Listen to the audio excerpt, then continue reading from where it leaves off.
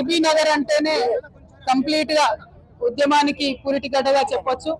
తెలంగాణ ఉద్యమంలో కేసీఆర్ గారు నవంబర్ 29 నాడు ఎప్పుడైతే దీక్ష కూర్చున్నారో అదే రోజు మరి శ్రీకాంతాచారి తమ్ముడు ఆనాడు ఆత్మ బలిదానం చేసుకోవడం జరిగింది.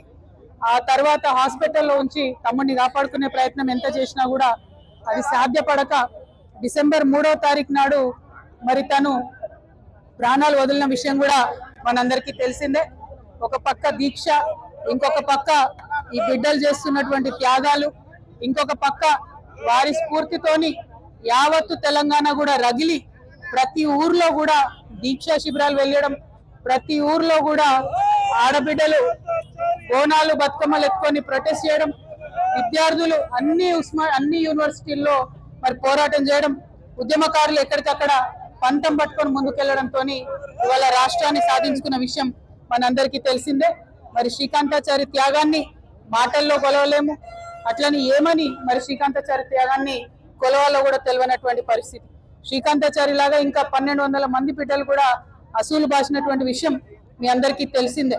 మరి ఇవాళ వారి త్యాగాల పునాదుల మీద రాష్ట్రం ఏర్పాటైంది.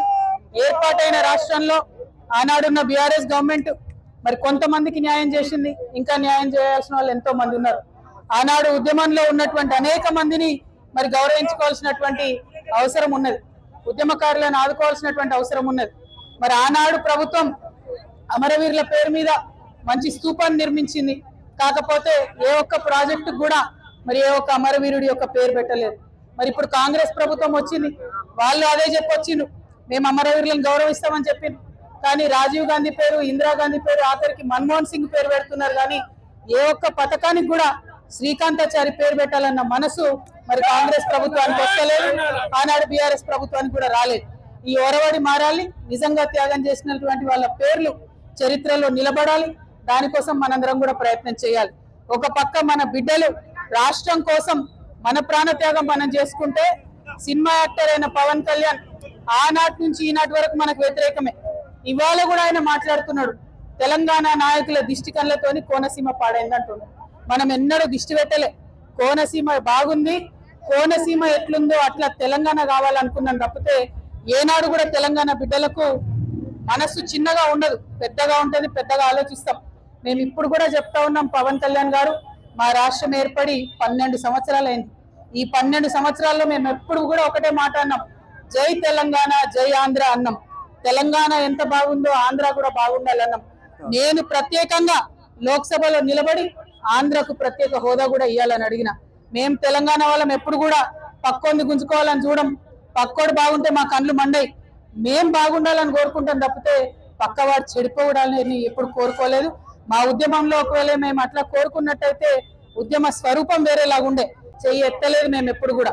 ఆ విషయాన్ని దయచేసి పవన్ కళ్యాణ్ గారు గుర్తుపెట్టుకోవాలి.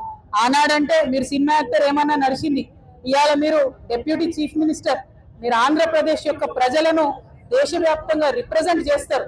మీరు మాట్లాడే మాటలు కూడా మీ ప్రజలకు ఆపాదిస్తారు. కాబట్టి జాగ్రత్తగా మీరు ఆలోచన చేసి మాట్లాడాలని నేను పవన్ కళ్యాణ్ గారిని కోరుతున్నాను.